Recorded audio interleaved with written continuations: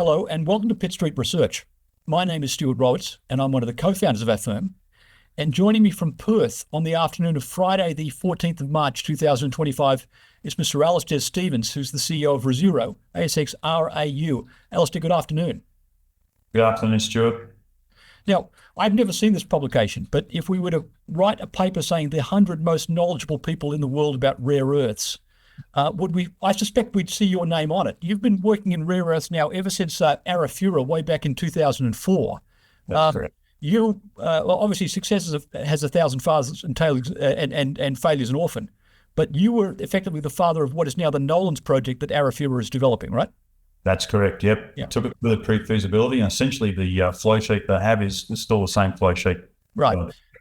Fast forward in time, you and your team discovered the niobium project that Globe is taking forward. In fact, you spent the best part of a decade commuting between Perth and Malawi to develop that project, and that was a greenfields discovery of Globe, which is now inching closer to production.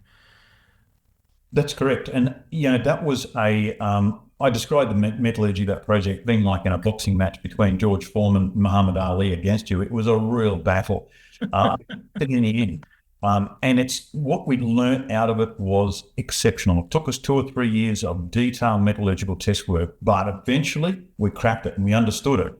So, that knowledge was fantastic in terms of what it took forward into other projects. Right.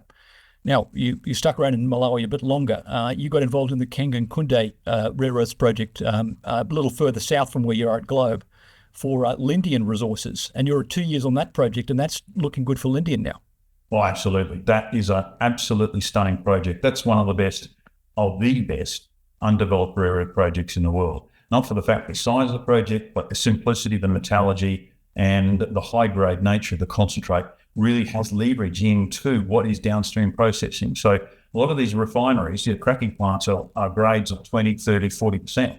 Kangankunde would produce a 60% grade. That's a key to it. That'll be successful. That will be a project, and it'll be on the major producers in the world at some point in time. Right.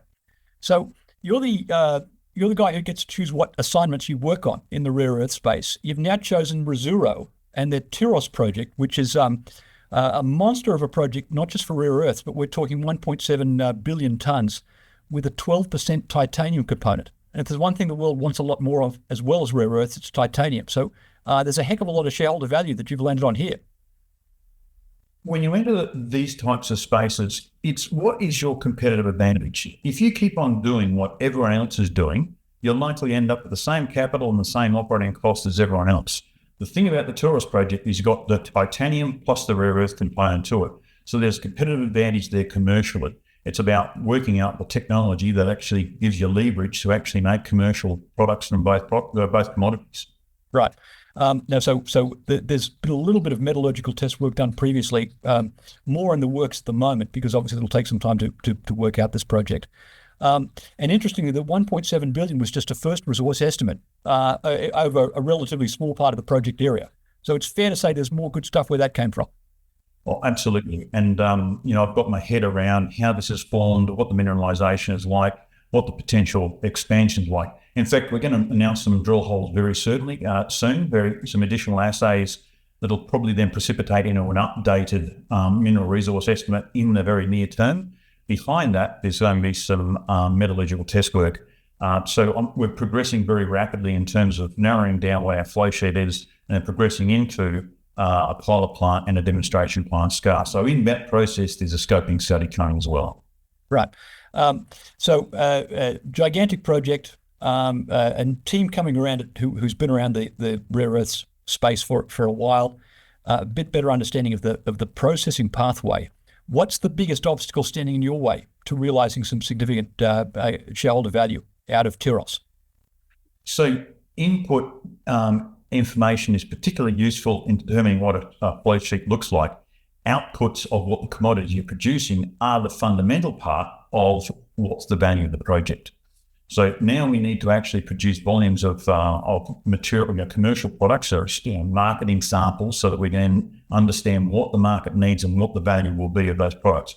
I'm now focused on de-risking the process flow sheet with a pilot plant and moving on to commercialization by engagement with organisations that we can commercialise the products. What do they need? It's easy to say, oh, we've got X this and X that. Often it's what else you have in it that is a deleterious element can be a killer for some of these projects. So working through that stage. Now it's about what my mind is. The next stage beyond that is how I get a purified product that is commercially saleable. Okay, so let's look at it from another angle. There's multiple companies working on rare earths projects in Brazil. It's a reasonable bet that a generation now, Brazil will be the second world's powerhouse of rare earths if the developers continue to operate in the kind of favourable environment they're able to operate in now. So what sets your deposit apart? What titanium is one factor. The other, of course, is the flat-lying nature of the deposit, which potentially makes it quite easy to mine. What else is competitive advantage for you over some of the other rare earths deposits that the listeners may have heard of? It's going to be the dual commodity. It's how much recovery we get out of titanium. That then becomes a marketable product in an open, mature, transparent market, which then you can actually fund quite easily. Someone will take an offtake from you, and you can go and get banks can go and look at reports and say, there's the market. The titanium pricing and commodities are very transparent. So that makes the funding of the project a lot easier. You'll be able to get debt plans. The problem with the rare earth component is it's still a very opaque market with not a lot of transparency around price, and there's fear of Chinese manipulation of prices. Whether think you believe that or not, it's another thing. So the fact is we've got dual commodities. We're going to have a better chance of actually funding this project with traditional financing, and we've got dual commodities, which then leverages your return on investment on the capital you install. Right. Say it's Christmas 2025, about 9 months from now. What do you hope to have achieved? I have a pilot plant. I have a demonstration plant, scoping study or pre-feasibility study published by the end of the year, looking for funding for a demonstration plant. Right. And take us back in time. Before Arafura, you worked at a few of the majors. Tell us about your career up to that time. Well, in those days it was called Poseidon or Newmont, which then merged. But I did work at KCGM in the goldfields and up at Big Bill, working in gold. I then stepped into WMC Resources, which is now the Nickel West division of BHP. Worked my way through mine designing. Then I become a concentrate manager and production in the Leinster nickel mill. Then moved into divisional planning, coordinating all mining, concentrate production, smelting and refining in the nickel business unit from a physicals perspective, paralleling then with what the commercial guys did. So that gave me a perspective into, also logistics, marketing, smelting, refining. So it was a really good job to actually get some dexterity around the value chain of that particular commodity. I've taken it further now. When you get to rare earths, it's actually really quite tricky. And understanding the value chain and where you can actually place your product that gets you maximum value is a vital part of understanding what you do technically to develop a project. That's what I'm bringing to Resouro, and that's what I'll bring to Tiros in the project. Right. Well, it's been a relatively short journey for you so far. Good luck in terms of the development pathway in 2025, and well done in terms of getting it to the stage where you're feeling confident, given your years of experience. I think investors can take comfort in that. Yeah, absolutely. All right. Thanks for joining Pitt Street Research. Thanks, Stuart.